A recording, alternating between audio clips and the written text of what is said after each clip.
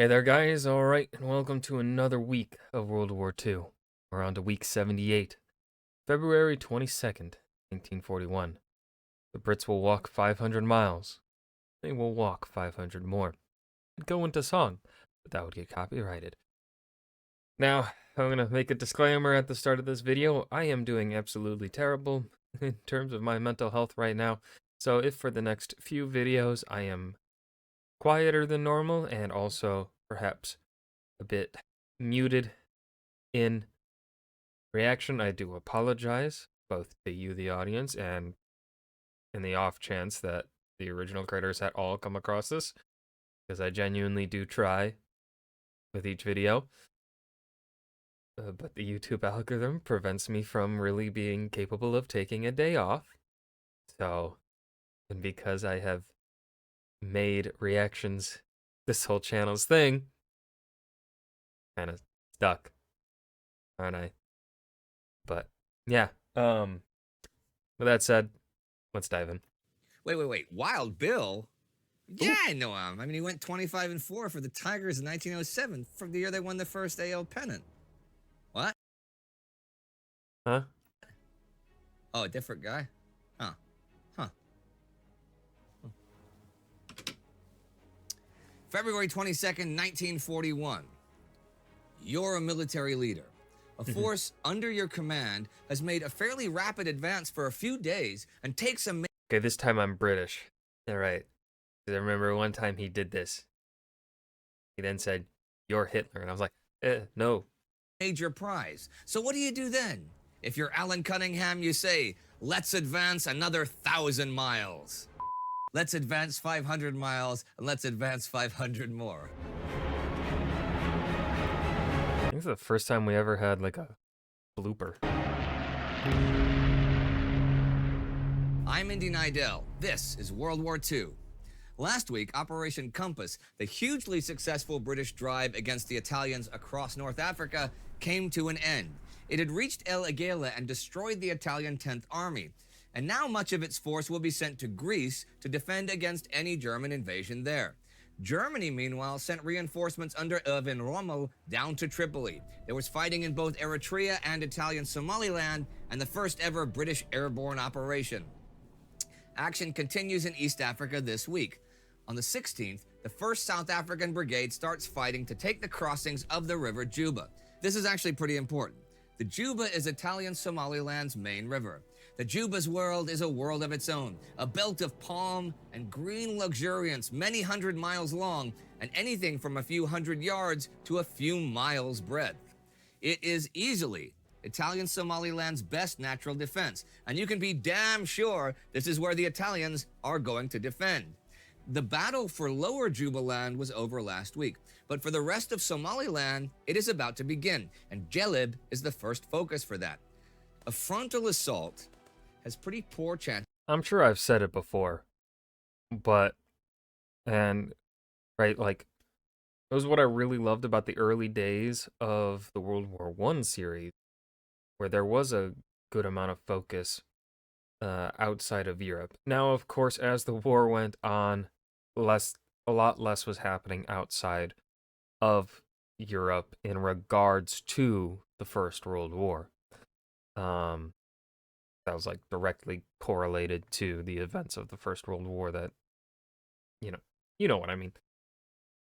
But here, because in World War II there's a lot more action outside of Europe, and they're focusing on that, right? It's nice to get that focus, because I do feel like that World War II is also tends to be extremely Eurocentric, or even it tends to be one of two places, right? It's either focused on Europe or the American campaign, the American versus Japanese campaign.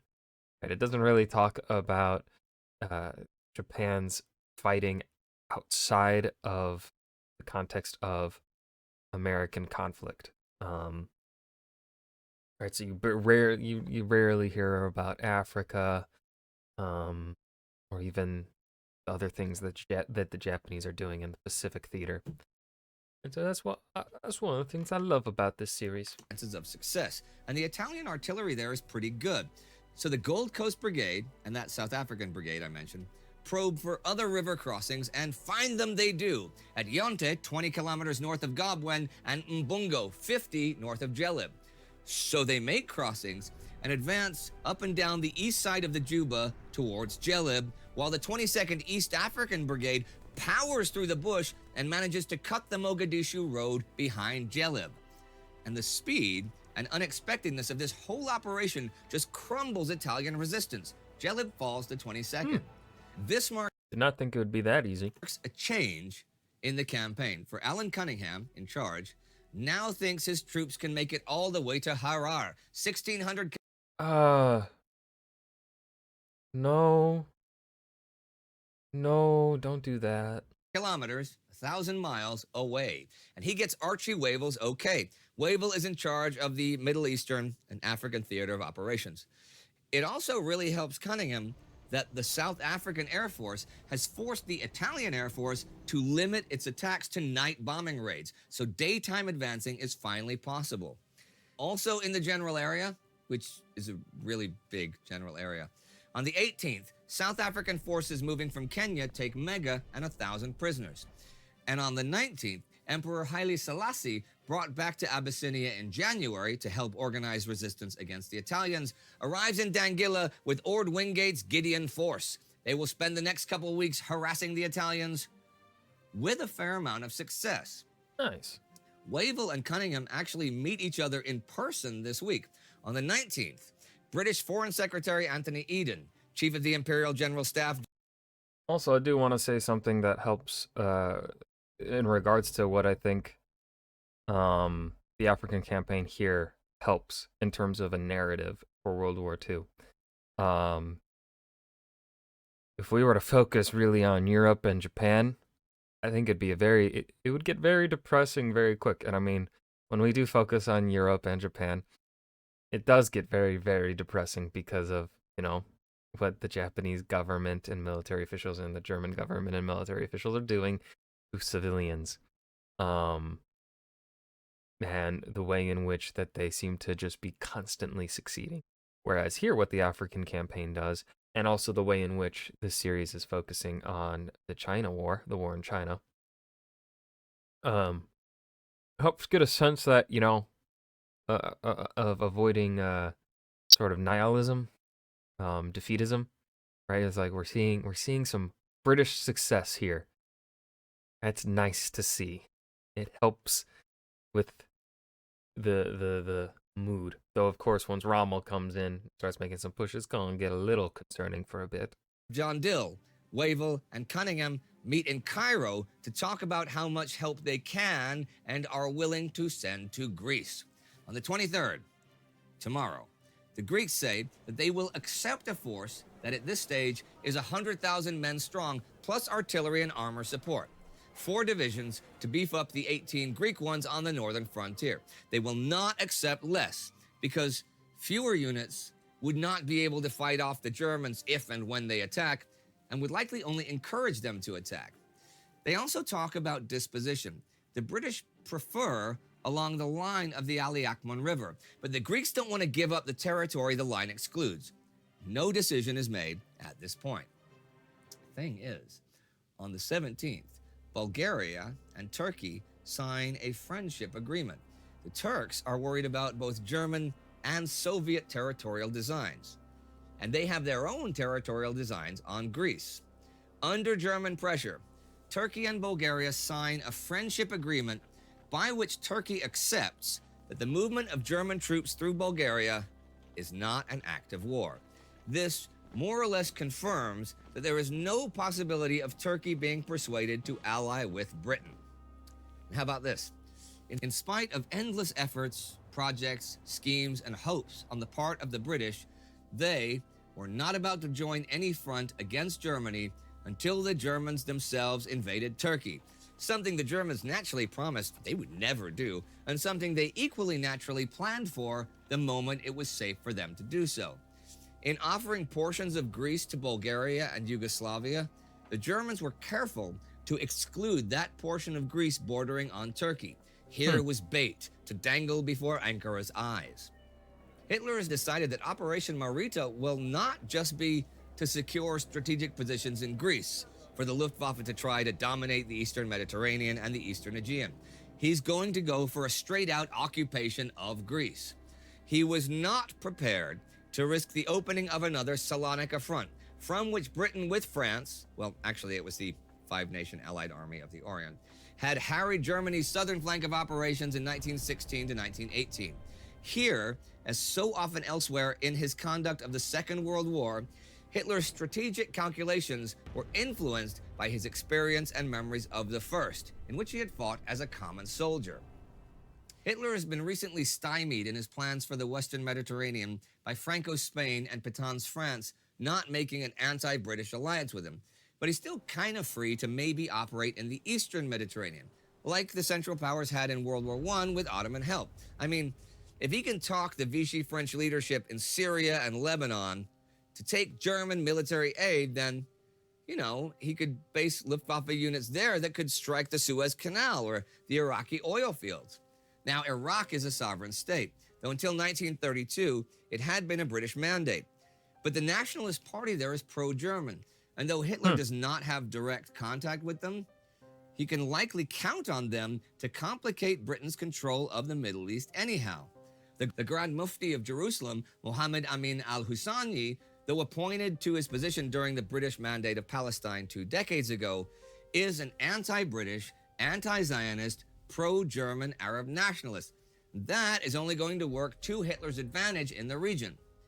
Okay, any such advantage is not the kind that needs an investment of big force, if Hitler is ever in such a position to send such a force. But Greece is different. Britain getting involved there is a direct frontal challenge to Hitler's military control of the European continent. And, even if the British have no idea, it threatens the overall development of his future campaign against the USSR. So he has to destroy that challenge completely. But doing that has a couple of deployment problems. I mean, where will the attack come from? Albania is completely full of Italian troops at the moment, and you can only get there by sea or by air anyhow. Bulgaria's transit system, roads, railways, and bridges, it's not very extensive, and it's fairly primitive anyhow, so not good for any rapid deployment. What Hitler will need is something like the southern Yugoslavian railway system, and then he can attack from Monastir and down the Vardar. The problem with that is that for several months now, Yugoslavian Prince Regent Paul has been resisting German pressure to sign the tripartite pact and join the Axis powers. And it is That painting of Paul was not flattering. That video footage of him, though, he didn't look bad, right? Like, resisting German pressure.